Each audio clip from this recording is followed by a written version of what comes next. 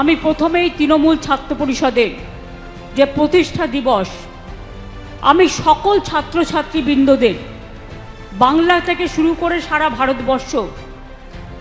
ভারতবর্ষ থেকে সারা বিশ্ব আমরা সকলকে জানাই আমাদের অনেক অনেক শুভেচ্ছা, অভিনন্দন, শুভকামনা।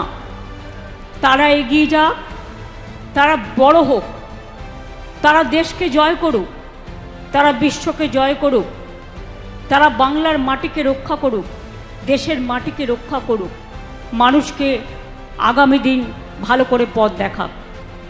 এই দিনটা আমার আজকের নয়, আমার হাতে খড়ি কিন্তু ছাত্র পরিষদ করে, এবং আমি যোগমায়া দেবী কলেজের ছাত্র পরিষদের ফাউন্ডার প্রেসিডেন্ট ছিলাম, ইউনিটের ছাত্র পরিষদ তৈরি করেছিলাম, এবং তারপরে 3 বার কলেজ ইলেকশনে আমি আনকন্টেস্টেড জয়ী হয়েছিলাম।